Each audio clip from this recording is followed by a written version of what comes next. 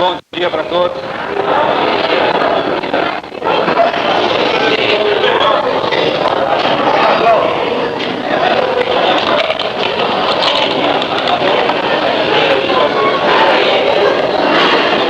Vamos lá, gente.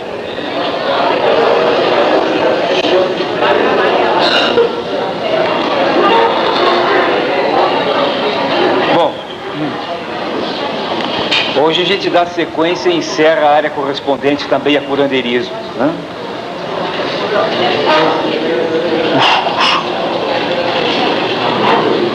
Aqui, vamos lá então. Sobre o que nós vamos nos ater hoje, no dia de hoje? Hoje nós vamos verificar alguns pontos.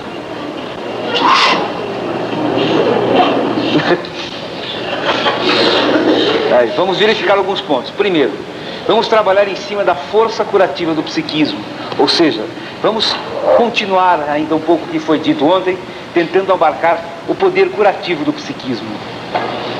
A partir disto, se existem realmente curas psíquicas, né, no sentido que estamos discutindo aqui, nós vamos examinar como podem ser feitas os diagnósticos. Se existe cura de alguma coisa, é porque deve ter sido precedida por alguma forma diagnóstica. A seguir, vamos tentar ver os perigos, né, que podem advir, né, desses tratamentos e desses diagnósticos. Então, vai ser mais ou menos essa, assim, a ideia básica do que a gente vai falar hoje. Vamos falar hoje. Uma coisa já ficou bem clara e patente aqui. O psiquismo tem um poder despótico sobre o organismo. Como? Hoje Márcia vai falar sobre fenômenos de caráter místico, né? Fenômenos de efeitos místicos. E ela vai falar sobre Teresa Neumann, né? A célebre estigmatizada. Teresa Neumann é um dos casos assim mais fortes assim, que existem. Os casos mais fortes que existem da chamada dermografia parapsicológica, né? Ou seja, as famosas ulcerações que aparecem sobre a pele de Teresa Neumann. Também, quando comentar sobre Teresa Neumann, vai falar das cegueiras que tinha Teresa Neumann, que em um determinado período passou a enxergar depois normalmente. Período em que foi paralítica e a seguir começa a caminhar normalmente. Muito bem. Uma coisa é certa, as pessoas muitas vezes contribuem para as suas doenças. As pessoas contribuem mais para as suas doenças quanto mais inconscientemente desejam ficar doentes. E, consequentemente, melhoram ou saram muito mais rapidamente a partir do momento em que começam a aceitar o seu processo de cura. E esse psiquismo, ele é algo muito ladino, muito perspicaz. Ele pode ser o nosso melhor amigo, mas também pode tornar-se um déspota e nos pregar peças muito grandes. Existem números, milhares, milhões de exemplos que se poderia citar. Vamos tentar mostrar um assim, por exemplo. É o caso de um açougueiro, né? Então, o açougueiro recebeu do frigorífico as peças de carne, né? Então, foi colocá-las na câmara frigorífica. Então, há aqueles ganchos, né, um tanto quanto altos, né? Ele pegou e pôs um banco para poder levantar e pendurar a peça de carne. A hora que ele pega e põe para pendurar a peça de carne, escorrega o banco e ele fica pendurado e preso pelo braço naquele gancho. Então, ele começou a ver o sangue sair. Começou a dar urros terríveis, gritos, né? Porque o gancho entrou. Porém, não é questão de sadismo meu, é só porque eu já sei o final da página. Porém, quando as pessoas vão socorrê-lo, simplesmente ele não havia metido o braço no gancho. A manga da sua camisa havia prendido e ele havia sido pendurado pela manga. Não que o gancho tivesse entrado no seu braço, mas o simples pavor, né, a fantasia de ser pendurado pelo braço e ficar pendurado ali com aquele pedaço de vaca ali, deixou tão apavorado, mas tão apavorado, que ele simplesmente começou a sentir as dores e começou a ter sintomas de como se tivesse ter sido seu braço traspassado pelo gancho. O nosso psiquismo, às vezes, pode ser algo extremamente brutal, extremamente dominante. Existe um caso aí muito interessante também, né? É do... Sabe o que é bedel de colégio? Eu não sei como é que essa palavra conhece. Bedel é aquele sujeito que fica perturbando todos os alunos que querem sair das salas. Aquele vigia lá que fica lá, não sei como é que chama esse negócio. Eu conheço como bedel. Nos Estados Unidos, na escola de medicina, tinha o bedel da universidade, que era o cara mais crica que se podia imaginar. 6 ou 7 anos o cara estava ali, perturbando todo mundo. Então, os alunos do último ano resolveram pregar uma peça no sujeito, né? Disse, olha, esse homem tem perturbado a gente o tempo todo. É o último ano, ele não vai poder fazer mais nada. Então vamos dar um susto nele. Vamos fazer o seguinte, e bolaram um plano. Vamos raptá-lo, vamos fingir que vamos raptá-lo e vamos pôr a cabeça do sujeito na guilhotina. E vamos decapitá-lo. Mas não contaram nada para o bedel, obviamente. Então, um dos últimos dias do ano letivo, esperaram com o carro na esquina, né, uma meia dúzia de alunos, e quando o bedel saiu, eles pularam em cima dele, enfiaram um saco desse de estopa na cabeça dele e amarraram, né, e jogaram ele dentro do automóvel. Pegaram e levaram para a fazenda de um dos rapazes e já haviam deixado preparada lá uma guilhotina, né, montaram uma guilhotina. E no caminho foram fazendo a cabeça do bedel, né? É o seguinte, 7 anos você ali, agora nós estamos saindo, mas você não perturba mais ninguém. Os que entrarem agora na universidade, está todo mundo tranquilo, porque você não vai chatear mais ninguém. E imagina, 6 pessoas acusando um e aos berros, como é que ficou o sujeito? Ficou apavorado. Mas ele, no fundo, não iria acreditar que alguém iria decapitá-lo por ele. Praticamente está exercendo apenas as suas funções, né? Tomando as suas atitudes. Chegam no pátio da fazenda, ele olha assim, em 2 troncos enormes e uma lâmina tão afiada que brilhava pendurada, matava e um buraco para colocar o pescoço. E deixam ele vendo os minutos assim, um vai lá dar uma polida na lâmina, né? Fazendo aquela pressão assim. Pega um fio de cabelo e passa assim para ver se está cortando, né? Então foram preparando todo o ambiente. Eles vão estar chegando a tua hora, qual é o teu último pedido, né? É uma armadura para o pescoço, uma coisa assim que eles deviam ter pedido, né? Então pegaram o sujeito pelos cabelos e puseram naquele lugar ali do pescoço, né? Então um dos sujeitos imitou um barulho, um disse, pode soltar a lâmina. Eu falei, shh. Mas acontece que eles não iriam cortar o pescoço do sujeito. Estavam se tornando médicos não para degolar os outros, mas muito pelo contrário, né? Para tentar salvá-los. Só que pegam uma toalha, deixam na molhada e batem no pescoço do sujeito. Pá! Não cortam o pescoço, mas o sujeito cai duro, estatelado e morto. Morreu. Não por estar com... De acordo que se bater com a talha no pescoço de alguém não mata? Sim, mata ou não mata? É óbvio que não mata. Em determinadas condições. Nesta situação onde foi preparado todo um clima, toda uma crença, toda uma expectativa, o psiquismo do sujeito simplesmente agiu de uma maneira tal que destruiu o próprio sujeito. É o que eu acho que Márcia comentou sobre suicídio psicológico, ou não sei quem comentou. Não falaram isso? Foi falado, hein? Bom, então vai ser falado. É que pessoas que não se encontram a causa morte, né? É o que tem, por exemplo, citado neste livro aqui, alguns casos muito interessantes, o curandeirismo, né? Que deve ser comprado, tá certo? Não é para ficar olhando lá as orelhas para ver, não vai fazer orelha no livro, compra e lê em casa. Bom, então o que acontece? Pessoas, muitas vezes, pensando em ingerir determinadas drogas, tomam outras. E estas drogas produzem um efeito, muitas vezes, fatal. É o caso de uma senhora que, ingerindo tragos assim, medianamente alcoólicos, né, que não daria mais para embebedar, pensou estar ingerindo ácido carbônico e simplesmente apagou. É o que a gente chama de suicídio psicológico. Mas o psiquismo ainda pode agir de uma maneira muito mais, fechando esses parênteses aí, né?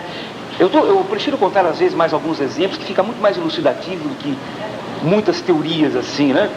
Para depois a gente falar uma coisa só tentar enquadrar. Mas onde se vê perfeitamente a função de como o psiquismo pode atuar no organismo e como ele pode alterar a sua composição, nós vemos nos primeiros estudos que se fez com a hipnose, com Charcot, Bernheim, depois na escola de Nancy com Janet, com Pierre Janet, né? Vamos ver o seguinte: era muito comum fazer experiências com diabéticos. O que é que fazia? Pegava diabéticos que fossem... Diabéticos têm uma deficiência insulínica, uma das formas do diabetes, né? Então, essa deficiência insulínica promove um aumento muito grande na taxa de glicose. Então, fazia o seguinte: pegava-se diabéticos que estavam com a taxa, obviamente, acima do normal. Eles davam uma injeção que se dizia de insulina. Consequentemente, deveria baixar a taxa de glicose. Mas isso realmente ocorria, baixava. Só que em vez de insulina se dava água destilada. E conseguia-se fazer que a taxa de glicose baixasse. Muitas vezes se fazia o contrário. Ele estava com a taxa já normalmente acima. Bobagem. Indivíduos que tinham uma taxa normal, se colocava água destilada e se dizia que se estava colocando glicose, soro glicosado, também a taxa o que fazia? Subia. Então, esse psiquismo pode agir no organismo de diversas formas, principalmente aumentando, variando, dando uma força tremenda ao medicamento que é ministrado. Por isso, quando o psiquismo age, ele muitas vezes é superior ao remédio ou é superior a todo o processo medicamentoso que se faz. Existem os chamados doentes que não querem se curar, né? Aqueles que, não só no tratamento medicamentoso, mas dentro do consultório, por exemplo, aqueles que chegam e dizem o seguinte: olha, meu caso não tem solução. Já tentei de tudo, fui em tudo quanto é médico, já passei por tudo quanto é psicólogo, por tudo quanto é psiquiatra. O meu caso realmente não tem solução. Você pode fazer o que você quiser que não tem solução. Esse é um tipo de sujeito terrível de se trabalhar. Por quê? Porque ele já optou por uma decisão de não melhorar. E esses exemplos deixam bem claro para a gente de como o psiquismo pode atuar sobre o organismo e reagir contra o próprio organismo. Tem cara que realmente não quer melhorar, não quer curar. Nesses casos, nem mesmo o curandeiro tem muita eficiência. Quando o sujeito não quer. Porém, a força, a crença na melhora é um dos fatores mais positivos para que se possa obter o bem-estar. Não importa qual seja, de que forma se obtenha. Sucesso só vai obter o remédio se houver também a fé nesse remédio. Não é que ele não funcione se o indivíduo não acreditar piamente, mas é que a crença, o valor emocional, o valor afetivo dado ao sujeito auxilia o trabalho medicamentoso de uma forma tremenda. Isso nem se fala no campo psíquico também, né? Que é muito maior ainda. Muito bem. Existem casos bastante interessantes, por exemplo, em que indivíduos que injetam estricnina nas veias, nos vasos. Estricnina. E não morrem. Como se vê muitas sessões de Umbanda, por exemplo, o indivíduo bebe 2 litros de cachaça, mas pura. Você pode trazer da tua casa se não acreditar. E não fica bêbado. Como? É uma boa pergunta. O fato é que se você sacar o sangue das veias, dos vasos, não existe nem registro do teor alcoólico. Dizem que o espírito bebeu, mas isso é bobagem, não é.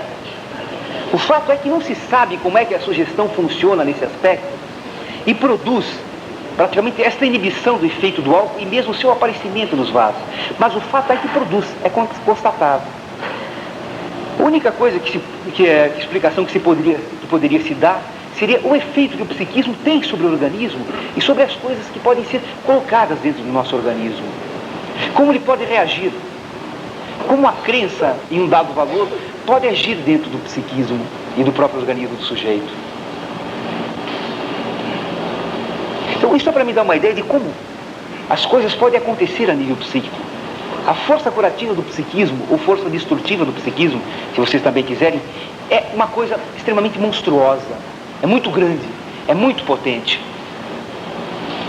Então é por isso que os curandeiros muitas vezes obtêm extremo sucesso. Principalmente porque o curandeiro está muito mais ligado, muito mais preocupado com o doente do que com a... Isto é o que a nossa medicina clássica tem que aprender. Primeiro, o curandeiro normalmente não tem muito instrumental para fazer um diagnóstico como médico. Dificilmente passam por um curso superior, por uma universidade. Simplesmente eles vão aprendendo no dia a dia, empiricamente. Mas a preocupação que o curandeiro lança em relação ao paciente que ele procura é diretamente sobre a doença. Perdão, sobre o doente. Vamos tentar pensar assim em termos de psiquismo, o que representa o INAMPS hoje em dia. Veja, eu não estou culpando os médicos do INAMPS, né? Não é isso. Longe de mim, esse tipo de coisa. Mas o indivíduo sabe, a fama que tem o INAMPS é terrível. Isso já contribui extremamente, de um modo extremamente negativo para o sujeito, para enfrentar o INAMPS. Enfrentar o INAMPS significa morrer na fila.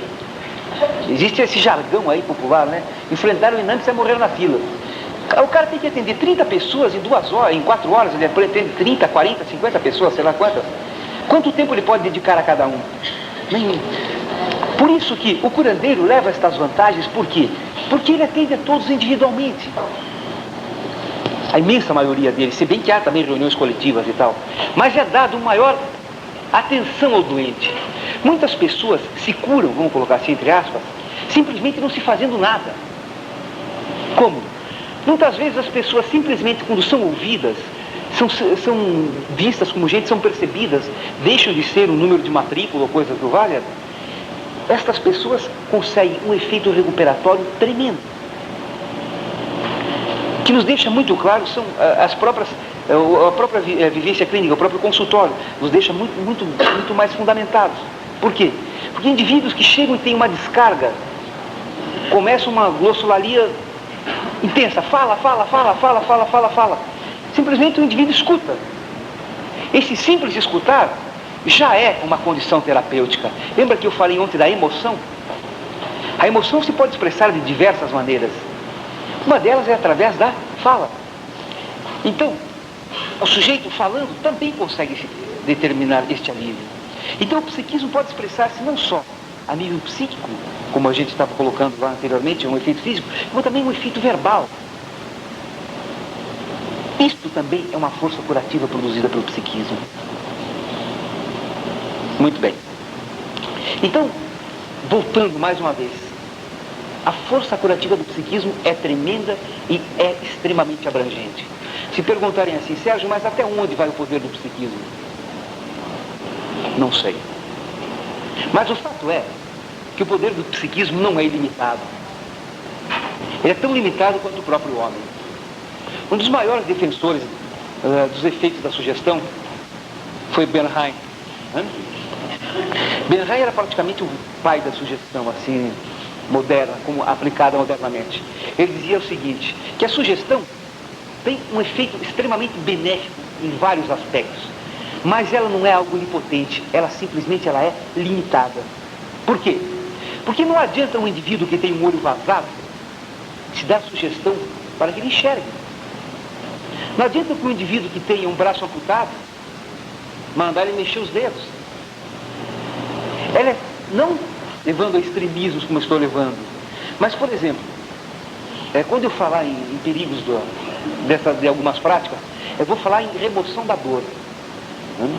E eu vou comentar mais alguns aspectos relativos à remoção da dor.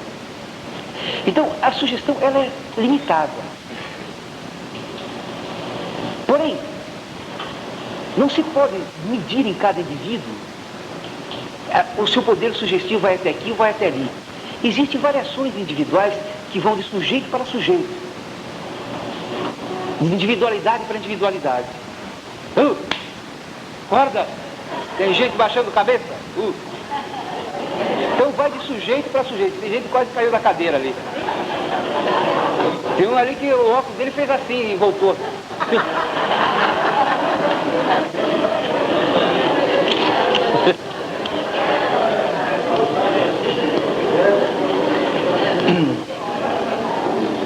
Então agora vamos mais para frente aí. Então veja bem, não se pode medir até quanto, mas o fato é que ele pode ter um raio de ação muito grande. Então, um dos mecanismos básicos do curandeiro é trabalhar com esse dado, com este valor. Só que ele muitas vezes nem sabe disso daí. Não é que todo curandeiro seja malandro, muito longe dessa ideia. Como eu falei anteriormente, malandro existe em tudo quanto é canto. Seja ele médico, advogado, padre, freira, sei lá. Existe malandro em tudo quanto é canto. Né? Não é só nesses meios. Tem gente malandro, né? E pior que aqueles malandros de gravata e terno, pasta executivo e tal, sapatos de cromo que são os piores. Diz que a gente põe a boa fé neles e leva na cabeça direitinho. Muito bem. Então é baseado nesse poder sugestivo é que o trabalho do curandeiro vai muito para frente. Mas ele, normalmente, como é que ele faz esse seu processo diagnóstico? Como é que ele vai encontrar as doenças, né? Que meio ele utiliza? Quais são os seus instrumentos de trabalho? As suas ferramentas para que ele possa chegar lá e detectar a causa da doença é esta, ou melhor, a doença é esta, precisa fazer isso, precisa fazer aquilo. Como ele faz a detectação da doença? Como ele faz o diagnóstico? Como ele procede no tratamento medicamentoso utilizado por ele? Esses são os aspectos que a gente vai tentar mostrar agora. Muito bem. Como é feito um diagnóstico? O diagnóstico é a determinação da doença, né? Nesse sentido. Como é que ele faz um diagnóstico? Os diagnósticos utilizados pelos curandeiros são tão ecléticos quanto todos os curandeiros. Eu acho que para cada um existe uma forma de definir o diagnóstico. Por isso a gente sistematizar todos de uma maneira é uma loucura. Então as formas diagnósticas são as mais variadas possíveis. Vamos tentar assim citar algumas que são as mais comuns. Onde foi perguntado, acho que ontem aí, né, sobre a radiestesia, não sei quem me perguntou. A radiestesia. O que vinha a ser a radiestesia, a rabdomancia, o rabdomante, o radiestesista, o homem do pêndulo, né? Acreditam os radiestesistas, por exemplo, que todas as matérias emitem vibrações. Radiações, né? E estas radiações poderiam ser detectadas pelos homens. Porque dizem eles que o cérebro é uma máquina extremamente sofisticada, muito mais sofisticada que um eletroencefalógrafo. Ninguém diz o contrário disso daí. Ninguém está dizendo o contrário. Mas, partindo desta premissa, a gente precisaria verificar se realmente as partes afetadas de um sujeito emitem radiações que seriam diferentes das radiações provindas de uma parte sadia. E se essas radiações poderiam ser diretamente detectadas pelo cérebro do sujeito. Mas para manifestar, veja, o homem é um ser simbólico. O homem se expressa através de símbolos. Para quem gostar desse assunto, tem um livro chamado O Homem e Seus Símbolos. Um livro de Cargo, existe alguma coisa escrita por Jung, uma introdução bastante interessante, e outro de seus colaboradores, chama-se O Homem e Seus Símbolos. Um livro grande, muito ilustrado. Né? Para quem gosta do assunto símbolos, é de uma riqueza tremenda. Então o homem é um ser simbólico. Ele precisa de alguma forma de expressão. Por isso o homem se expressar através do abstrato se torna muito mais difícil do que através do concreto. Os radiestesistas normalmente se utilizam de um pêndulo, ou de uma vareta, ou de uma forquilha. Sabe o que é forquilha? Como é que chama esse negócio da pêssego? De pessegueiro. É uma das mais comuns. Né? Então é um negócio assim, parece um estilingue, né? Uia. Isso aqui, né? O cara segura nessas duas pontas aqui e vai com a frente lá, procurando água, enfim. Ou então se utiliza de pêndulo. Um pêndulo tem as mais diversas formas. Então, se o indivíduo, por exemplo, é muito comum os que procuram águas, por exemplo, né? Aquele que procura água, por exemplo, quando chega perto da água, essas forquilhas ou pêndulo começam a girar num certo sentido. No caso da forquilha, ela se abaixa, né? Não, normalmente de pessegueiro. Não, qualquer uma pode ser. Só um segundo, eu já explico. Então, chegando, deixa eu só explicar. Chegando lá, o que acontece? Ela vai indo, abaixo. Algumas vezes a vibração é tão forte que estoura esta forquilha. Pode ser qualquer coisa dessas aqui. Goiabeira, pessegueiro, até uma árvore inteira, se o cara aguentar segurar, vai funcionar. Por quê? Porque não é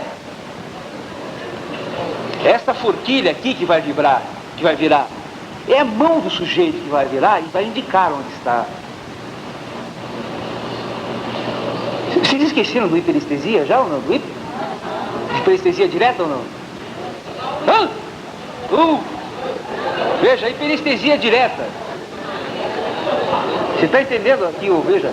Olha aí, o José falou da hiperestesia direta. Captação de mínimos reflexos ambientais. A hiperestesia pode receber, através dos ouvidos, através do olfato, informações. E simplesmente o homem transmite. Ato psíquico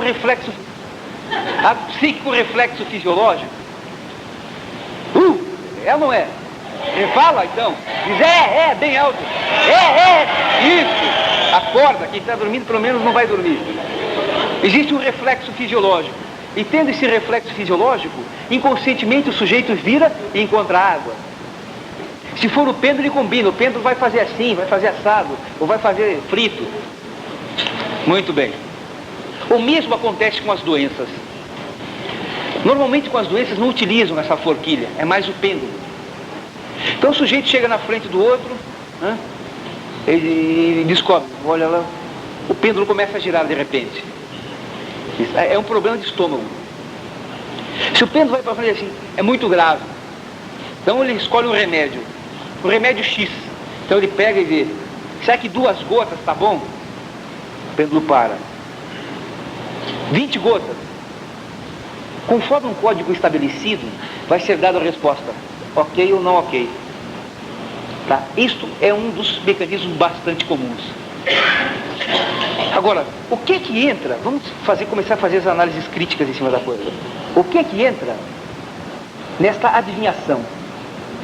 É uma forma adivinhatória ou não é? Claro, porque o sujeito tem como critérios apenas o subjetivismo.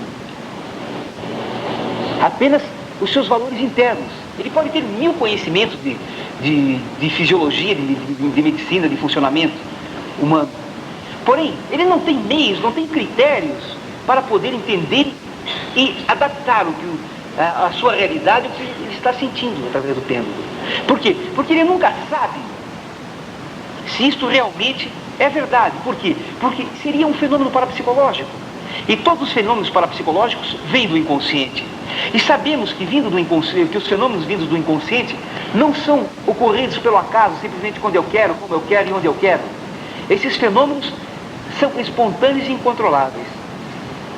E além do mais, teria que sair do meu inconsciente. Nós sabemos que existe uma censura e que esta censura trabalha continuamente. Quem pode me garantir que a informação vinda da consciência não foi deturpada pela censura? Ninguém pode garantir. Então, aceitar o diagnóstico seria, ao meu ponto de vista, um tanto, nesse aspecto, um tanto quanto perigoso. Exemplificando, eu pego o pêndulo e chego aqui para o Luiz e digo assim o seguinte: olha, Luiz, e ele é bem impressionado. Não é por nada não, mas vai encomendando um caixão porque teu negócio é câncer aí generalizado. Ele está ali com uma manifestação alérgica qualquer aí, né? Nós temos o poder do psiquismo, a influência que ele pode trazer, como ele pode agir contra ou a favor do próprio organismo. Será que isso não seria danoso? Sim ou não? Sim, exatamente. Além de poder prejudicar o sujeito, mesmo que ele não tivesse, existe a possibilidade, e eu acredito muito nela, de ele vir a contrair determinada moléstia. Então, esse é apesar de que eu já estou contando alguns dos perigos, né? Esse é um dos fatos assim que me preocupa um pouco. Ficou mais ou menos evidente a radiestesia, né? Outro aspecto dentro da radiestesia também é que ela pode ser usada para detectar qualquer falha. Existem mecânicos de automóveis que detectam falhas no motor com pêndulos. Alguns mais religiosos, por exemplo, põem dentro da Bíblia, seguram com a Bíblia.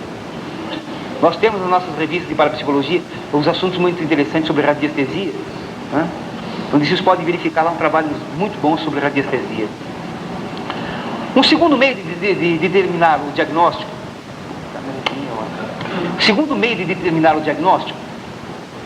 bastante comum, é o que a gente podia dizer do processo de ressonância. Como? O Padre José falou para vocês do tal de Caligares, né? Onde esse Caligares descobriu que nós temos placas epiteliais, né? E nessas placas epiteliais, elas poderiam vibrar numa mesma sintonia entre dois seres, né? Como dizia um sujeito aí que não me lembro o nome agora, se as estrelas podem se comunicar, por que os homens não podem? Então, o que seria essa ressonância? Então o sujeito chegaria frente a outro e simplesmente traria para o seu organismo os problemas que tem o outro, as doenças que estão no outro. Não as traria para si, mas detectaria no seu próprio corpo a doença proveniente de outro. Como ele faz isso? De que maneira? Quem pode me dar uma ideia? Vou escolher um voluntário então aqui, deixa eu ver. Quem que está se escondendo? Deixa eu ver, vou pegar aqui. Sempre que esconde a cabeça, né? Não, mas não vou fazer isso é maldade. Então vou fazer o seguinte. Então fala, dá uma opinião. Outro vai dar opinião e não sabe nem do que. Normal.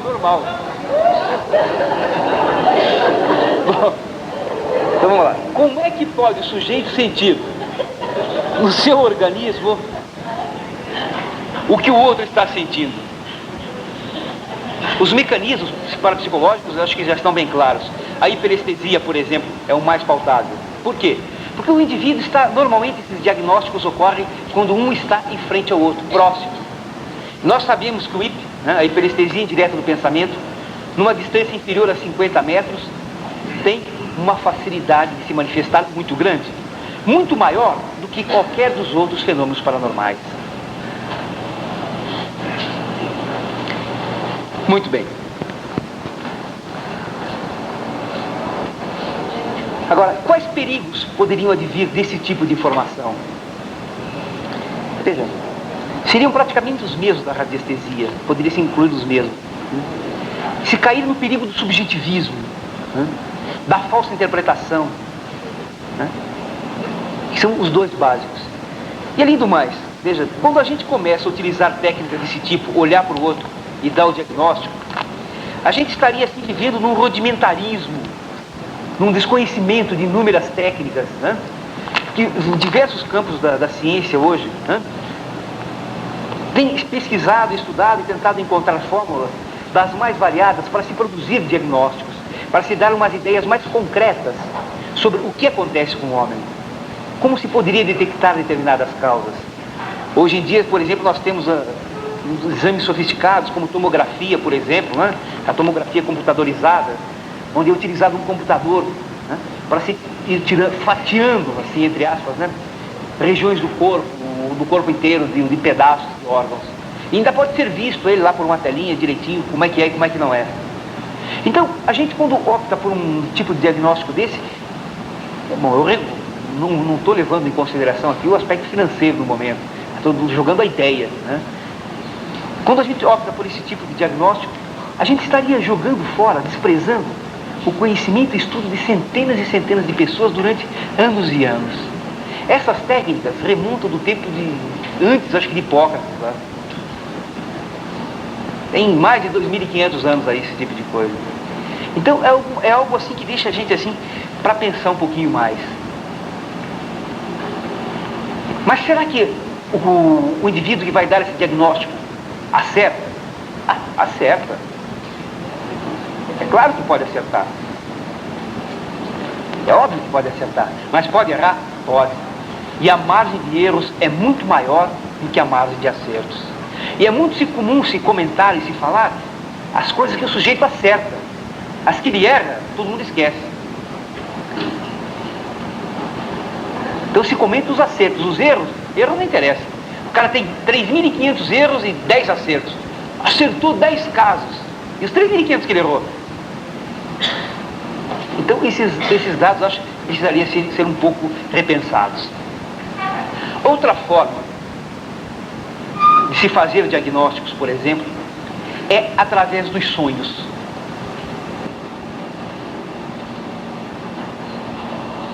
O sono, os sonhos, né, são muito assim comentados, muitos foram motivos de muita preocupação para todos os homens, né?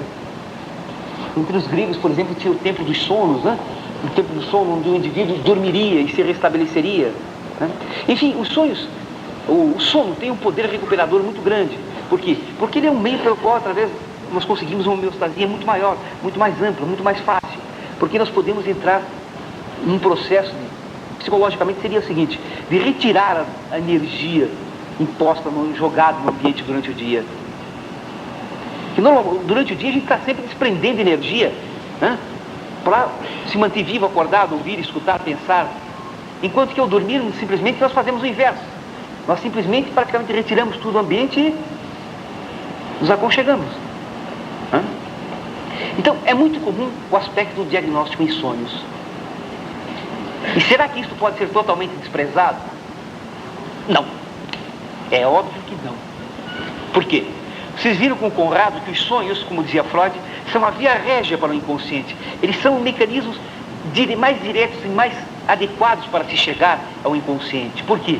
Porque é onde o inconsciente libera toda a sua linguagem. Então, nós vimos que o nosso inconsciente é o nosso amigo. Ele procura nos ajudar. Por quê? Porque ele zela pela nossa estrutura. Então, muitas vezes aparecem sujeitos que apresentam, durante os sonhos, descobertas sobre as suas doenças ou doenças dos outros. São inúmeros os casos na literatura programados nesse sentido.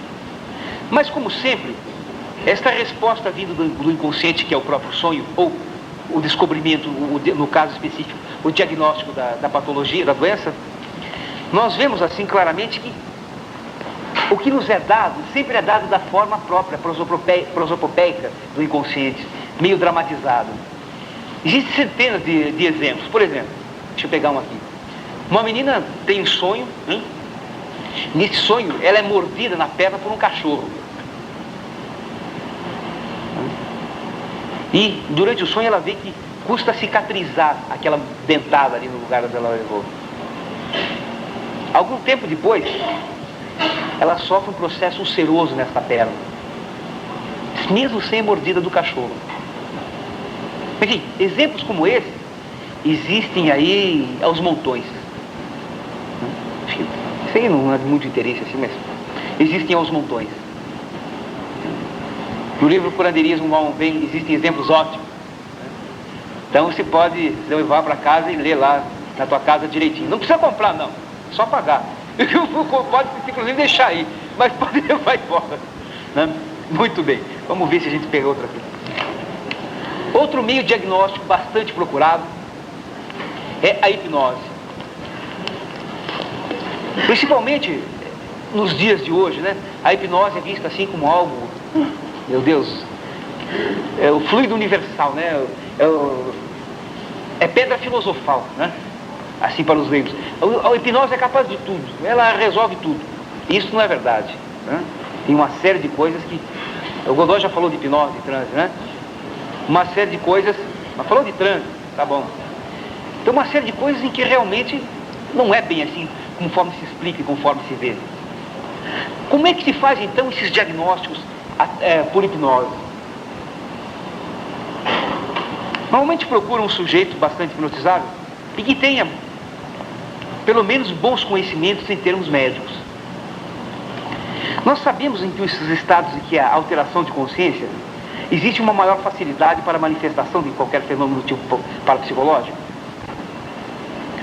Então, Nós sabemos também que a hipnose é um estado em que há obnubilação consciente. Ou seja, o inconsciente vai o quê? Subindo. Não é isso? É sim, diga é. Claro que é. Vocês ficam aí, bom. Então vai crescendo, vai tomando conta e vai possibilitando o aparecimento de fenômenos parapsicológicos. Então, se o indivíduo tem bons conhecimentos médicos, a facilidade de ele dar um diagnóstico é muito maior do que um sujeito que não tem. Agora, será que esse diagnóstico, volto a insistir, vai corresponder à realidade objetiva? Pode, até pode. Mas pode não corresponder a maioria das vezes. Né? Deixa eu ver outro método aqui. Bom, eu acho que basicamente esses assim, a curto espaço, são os mais comuns. Porém, existem indivíduos que costumam fazer diagnósticos sobre pessoas que estão muito longe, por cartas que chegam, fotografias, peças de roupa. Né? Então, isso é bastante comum também. Então, são as chamadas diagnósticos à distância. Será que é possível fazer um diagnóstico à distância? Não é impossível. Claro que é possível. Se a gente dissesse que é impossível, a gente estaria simplesmente negando os fenômenos parapsicológicos. Né? Então, vamos tentar mostrar um pouquinho como é que funciona. Qual a técnica mais comum e mais utilizada? Peças de roupa, fotografias, nome, partes do sujeito, partes não tem cabelos, pedaços de unha, sapato, meia cueca, né? qualquer objeto. Então, acredita-se que, veja, eu estou falando dentro da mentalidade própria, né? Acredita-se que as peças ficariam impregnadas pelo fluido do sujeito. Então as peças estariam impregnadas pelo que é do sujeito, né? Pelo que ele é, por aspectos do seu ser. Muito bem.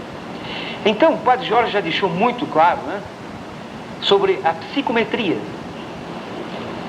A psicometria parapsicológica, onde o sujeito, através de um pertence de outro, pode fazer adivinhações sobre este outro.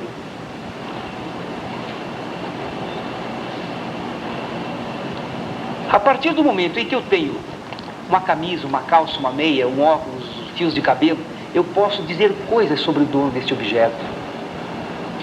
E, inclusive, diagnosticar doenças. Nós sabemos também, pelo Padre Jorge, que os fenômenos paranormais são muito espontâneos e eu nunca posso ter certeza de que o que eu recebi corresponde a uma realidade. Sabemos também, pelo Padre José, que o IP não funciona a mais de 50 metros. Então, necessariamente, teria que ser um fenômeno paranormal. E que são muito menos frequentes, aparecem muito menos frequentemente do que qualquer outro fenômeno parapsicológico. Então, a chance do sujeito encontrar o doente, ir lá e diagnosticar a doença e trazer de volta a informação, é viável? É. E em termos de prática, em termos de objetividade, muito menos viável, muito mais difícil de ser encarada. Mas, no entanto, é tida pelo curandeiro como algo perfeito. E a certeza que ele impõe, porque ele acredita no que ele fala, piamente, e a certeza que ele impõe sobre o produto do seu trabalho, sobre o produto da sua adivinhação, é algo de fundamental. Ele põe, e faz parte, lembra que eu falei das características do curandeiro? Ele sabe impor, ele coloca ele vende o seu peixe, usando o português bem claro assim, ele sabe vender o seu peixe, então ele sabe como jogar a resposta ao sujeito. E o sujeito já está preparado para receber, aceita o diagnóstico como adequado. Sem dúvida? Então tá bom.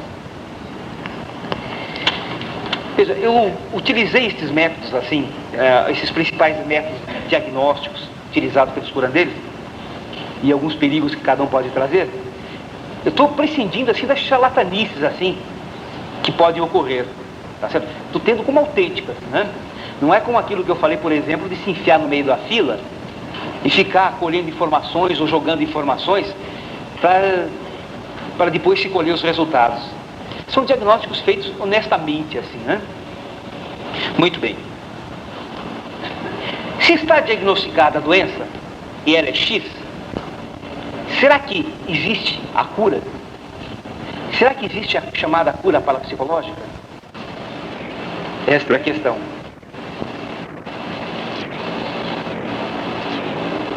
É uma questão que precisa ser vista assim, sob outros aspectos. Primeiro, como se poderia curar uma doença?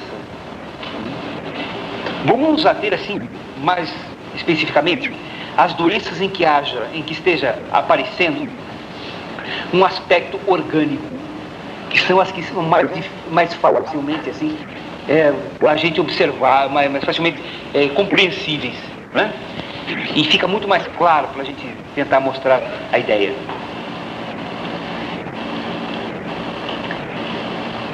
Quais as possibilidades que existiriam? Primeiro, poderia ser um efeito físico que curaria a doença. O Wilfred George colocou de telergia. Ou poderia ser algo espiritual que curaria esta doença. Os americanos chamam de psicapa. Psicá, né?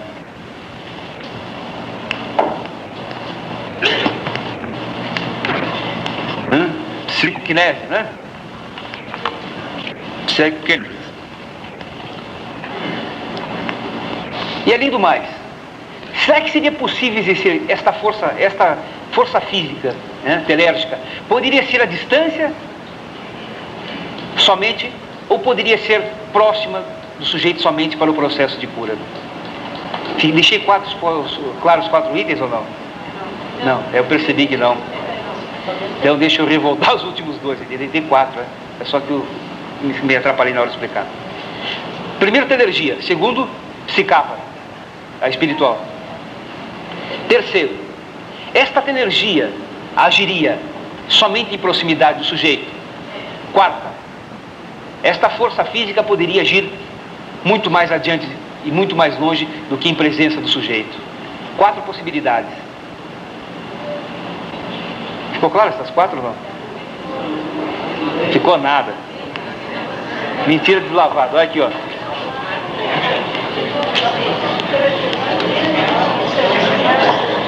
Primeiro, telergia. Segundo, psicapa. Terceiro, telergia próxima. Quarto, então se é psicapa, se é espiritual, a distância não impede. Então por isso que eu não ponho perto, nem longe, tá? Quarto, telergia distante. Certo agora, né? Tá bom.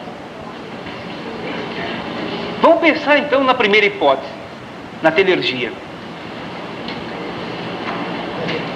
A Márcia falou ontem sobre o efeito da telergia. A telergia pode agir sobre pequenos animais, sobre plantas. Consegue produzir um crescimento mais rápido em determinadas plantas, em determinadas vegetais. Mas a questão é a seguinte: será que a telergia pode atuar sobre o ser humano e produzir uma cura neste ser humano de um processo orgânico, onde entenda-se que todo orgânico tem o conteúdo psíquico?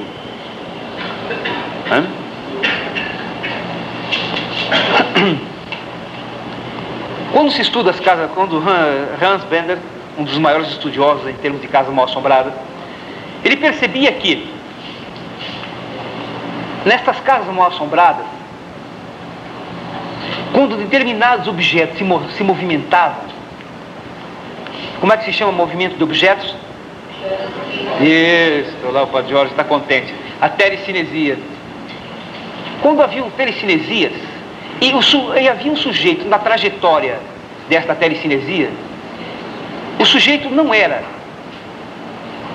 acertado, não era bombardeado pelo objeto que havia sido movimentado. Isso já ficou claro para vocês também. Então, por quê? Veja, a energia é uma energia puramente física, humana, natural, igual em todos os homens. Né? O Padre Jorge mostrou que forças de sinais idênticos se repelem. Então, se eu tenho a minha telergia e sou um curandeiro, o indivíduo a quem eu vou prestar serviço também tem a sua. Sim ou não? Sim.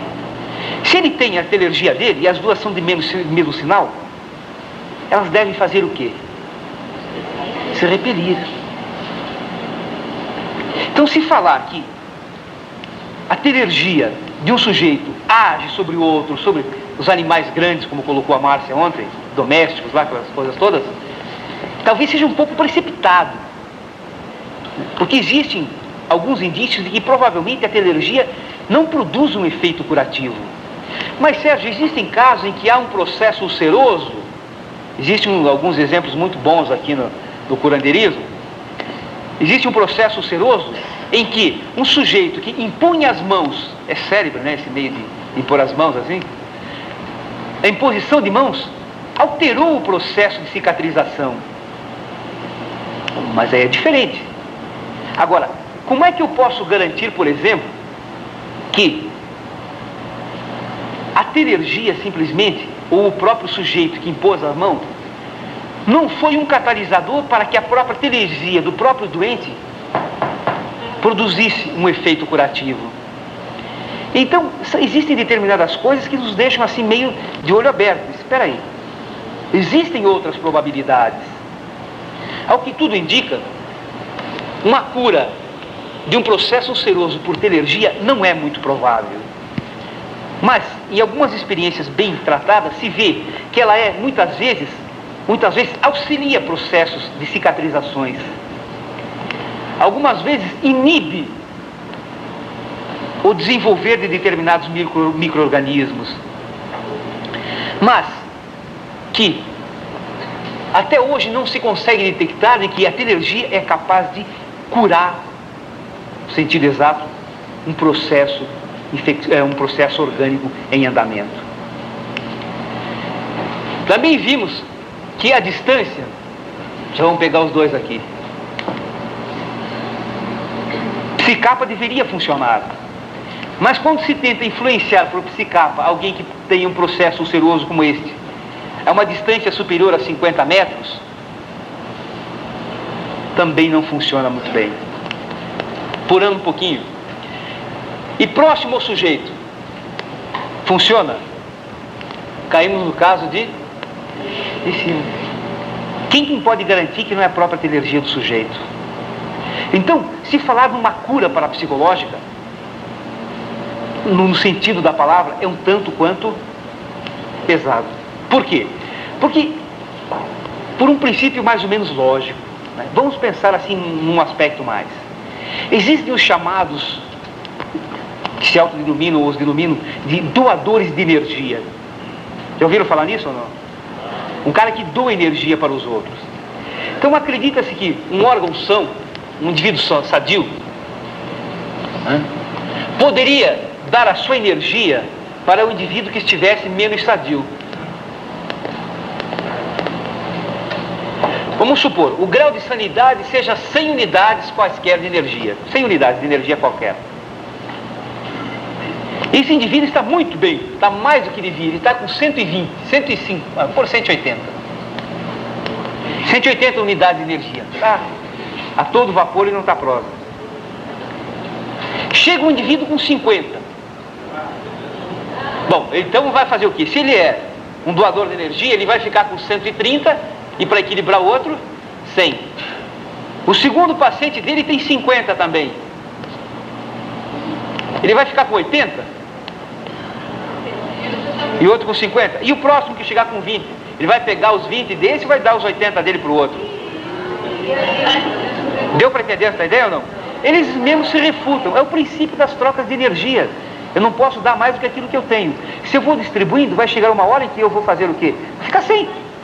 Então, essa explicação, que são doações de energia de um para outro, fica muito pesado. Ah, então... Física, é uma energia física que eu estou falando, né?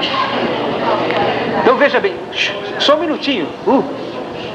Os indivíduos se autorrefutam pelas suas próprias palavras. Se ele começa a dar energia, vai ter uma hora que vai ter que pegar. É um gerador, como se fosse um gerador. Princípio das trocas de calor. A água está a uma temperatura ambiente, sai da torneira. Ela vai resfriando até se tornar gelo. Se eu quero água, eu tenho que dar... Se eu quero voltar à água, eu tenho que fornecer calor, fornecer energia. E de onde é que eu tiro? Tem que pegar de outro lugar. Então, se a gente comparar isso com o homem, que é também a energia, uma energia física, como é que vai ficar? Também eles se autorrefutam nesse aspecto. Então, curas positivamente parapsicológicas são tanto quanto discutidas. Veja, a probabilidade de elas existirem é muito reduzida. E se realmente existirem essas curas parapsicológicas, ou curas do tipo curandeirismo, será que isto poderia trazer até a gente assim alguma forma de empecilho? Poderia trazer algum traumatismo, deixar algumas sequelas? Poderia trazer algum perigo? Alguns eu já citei, vou tentar trabalhar em cima de outros. Não é que necessariamente vão surgir todas estas coisas, mas existe a possibilidade do aparecimento desses problemas que eu vou começar a trabalhar agora. Ok? São possibilidades, não significa que vão aparecer. Primeiro, remoção do sintoma. O que significa remover um sintoma? Um indivíduo chega ao médico, né, e diz: olha, estou padecendo de uma acidez tremenda. Tudo que eu como me faz mal. Até a água me faz mal. Isto é um sintoma que aparece, né? Então o médico lá provavelmente vai utilizar dos seus conhecimentos, né, certo? E vai dizer: olha, o negócio é o seguinte, pode ser determinada coisa, vamos fazer um exame. Ou, toma isso aqui, depois, se não melhorar, a gente vai fazer um exame. Então vai proceder de uma maneira mais lógica, né? Ele não vai simplesmente tentar pegar esse sintoma e acabar com ele. Pelo menos deveria, né? Simplesmente acabar com ele.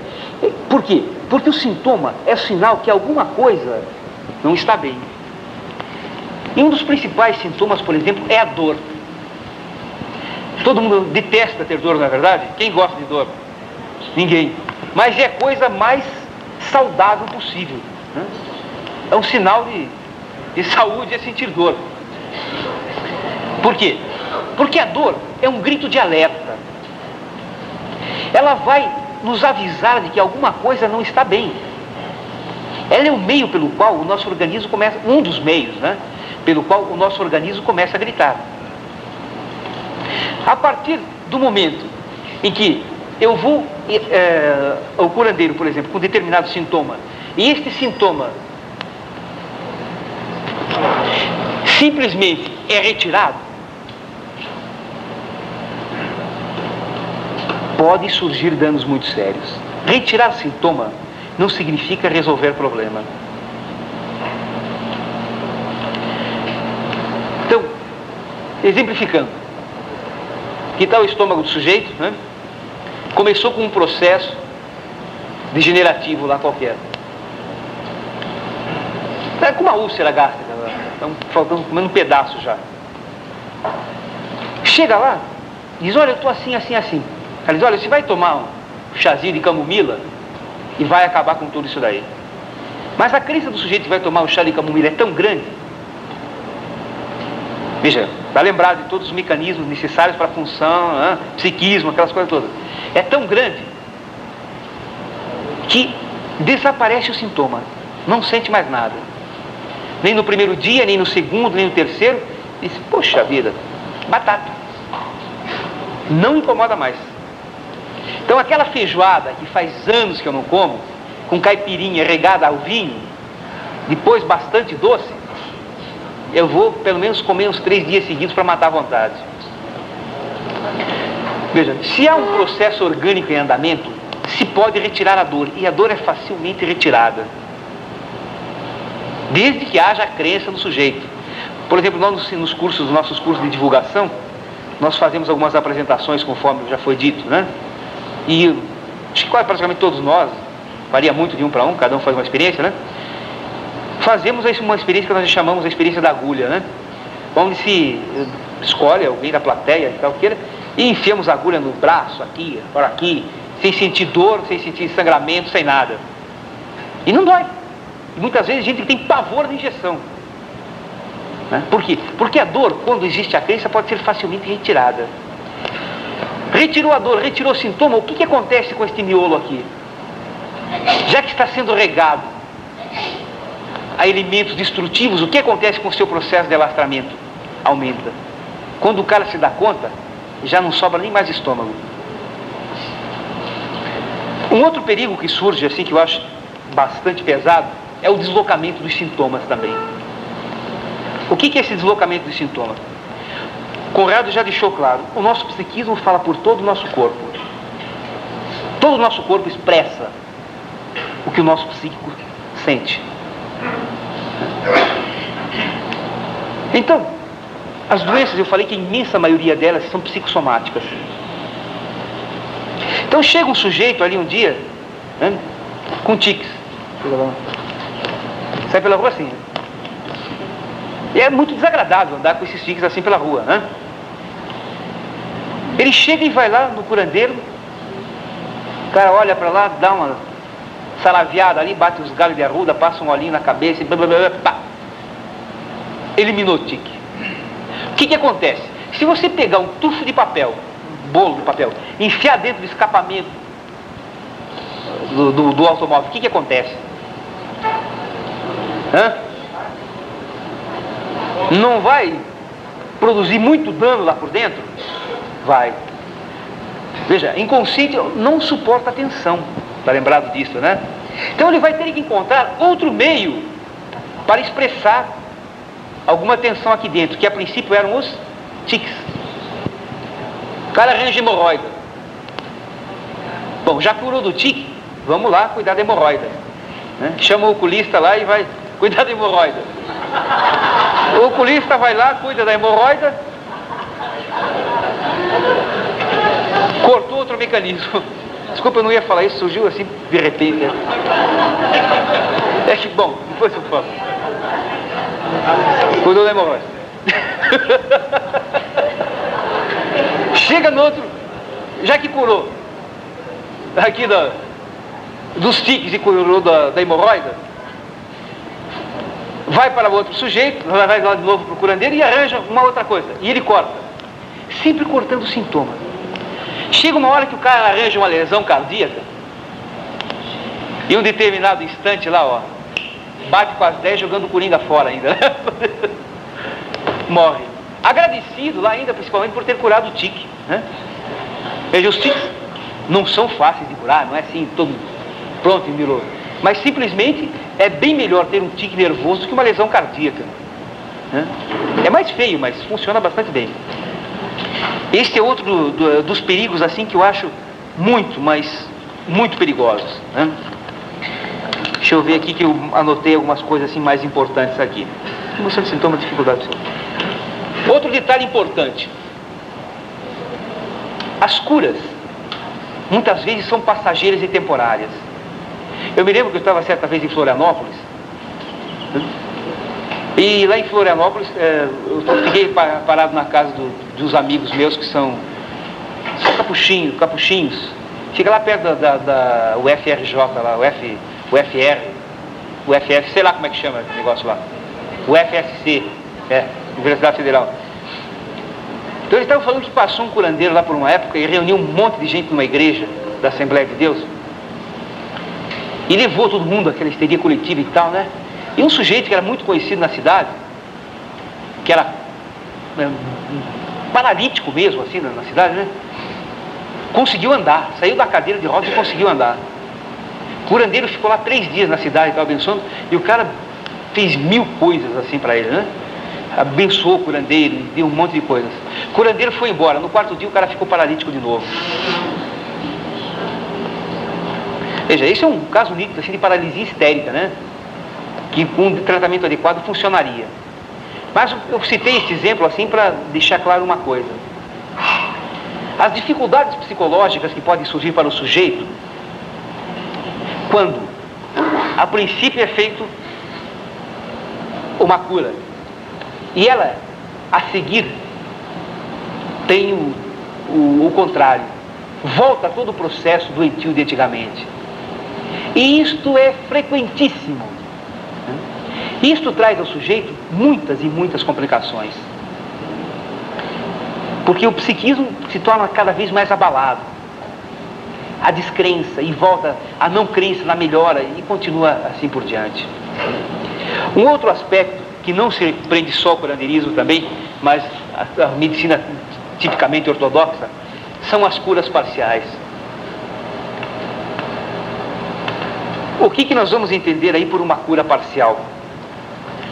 Cura parcial é aquela que é dirigida somente ao físico ou ao psíquico. E quando nos prendemos somente aos sintomas, como acontece com muitos dos curandeiros, só os sintomas, seria admitir a causa da doença o próprio sintoma. Seria dispensar do processo doentio tanto o aspecto físico quanto o aspecto psíquico.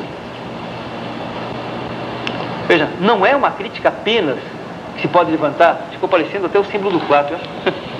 Ficou igual com isso.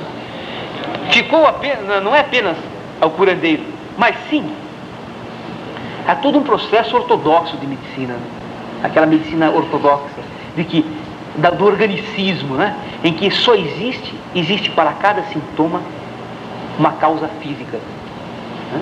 É outra crítica que se pode fazer. Uma outra colocação que eu esqueci de fazer na remoção do sintoma, existia um caso clássico de Arigó, né? Ou mais recente agora de Garrincha. Garrincha sarou uma menina aí, 2 meses depois a menina estava morta. Ele ganhou um Fiat de presente na época, né? Pergunta se ele devolveu o carro. Não, né? Arigó, por exemplo, havia curado Sara, Márcia, a filha do Juscelino Kubitschek, né? Ela padecia de escoliose, né? Então, o Arigó foi lá, deu uma saraviada lá e tal. Escoliose é um desvio que dá lá embaixo na coluna, né? Ela ficou boa. Não sentia mais nada. Então, andava com aquela postura toda arcada. Começou a melhorar, porque não dói mais, então vamos endireitar o corpo. Começou a fazer exercícios, andar a cavalo, bicicleta e tal. Dias depois, cerca de uns 2 meses mais ou menos, teve que ser levada às pressas ao Houston, no Texas, para colocar grampos na espinha, que tinha quase que destruído. Por muito pouco, não morreu. Então, muitas vezes, o curandeiro, quando inicia um processo de cura, e é algo orgânico extremamente acentuado, muitas vezes ele pode levar à morte. Muitas vezes. Não é que o curandeiro mate, que queira ou tal, mas é algo por ignorância, por falta de tato, de compreensão, de instrumental de trabalho, porque não existe formação, né? Muitas vezes quem já tem formação, seja em qualquer área, já faz besteiras. Imagina que não tem nenhuma, né? Esse foi um dos argumentos que uma vez me levantaram. Mas Sérgio, tem muito médico que mata paciente, tem muito engenheiro que deixa a casa cair na cabeça dos outros, tem muita gente que faz isso. Meu amigo, tem muita gente, mas tem muita gente que não faz também. Isso não é argumento para digamos assim, para legalizar, por exemplo, esse aspecto do curandeiro. Não é. As falhas podem acontecer com qualquer um, ninguém está livre delas. Graças a Deus todos nós erramos, né? Então, usar esses aspectos assim para justificar o erro nesse sentido é muito duro. Por quê? Porque vamos pegar outro aspecto. Como? Né? Porque não se pode, tratando também com seres humanos, prever exatamente a nível psíquico o que ocorre. Porque seria assim de a gente tentar assim sistematizar o comportamento de cada um. E é muito complexo, muito amplo. Né? Tá mais ou menos entendido isso aí ou não? Então ainda sobram 2 ou 3 minutos aí que eu vou tentar, sim, responder algumas perguntas que surjam aí. Quem quer fazer a pergunta? Número 1, 2, 3. Vamos pegar essas 3 por enquanto.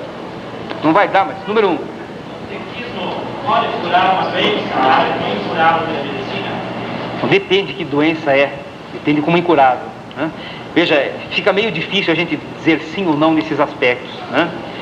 Mas existem muitos aspectos médicos. Eu tive acesso a um trabalho onde um indivíduo, onde uma senhora possui um entupimento, esses vasos que tem aqui por dentro, que vai para não dar o AVC, que tem que fazer o desentupimento linfático, nessa área linfática. Então, os médicos se recusaram a fazer o desentupimento dos vasos, porque era uma cirurgia extremamente delicada dessa senhora, uma senhora de bastante idade. No entanto, a crença nela, né, que ela tinha em Nossa Senhora Aparecida, né, é um caso concreto, onde existe radiografia, existe tudo documentado. Como que por encanto, este coágulo que existia no vaso se desfez. E ela não foi a curandeiro nenhum, simplesmente ela voltou, fez as suas orações, fez as suas preces, a crença em que poderia acabar com este coágulo, foi suficiente para acabar o coágulo. E os médicos tinham medo de desentupir, fazer o desentupimento do vaso, porque poderia produzir nesta senhora a sua morte. Como é que ele desentupiu? Que maneira utilizou? Provavelmente, né, para não dizer com 100%, mas com quase 100% de certeza, de todo o seu valor psíquico.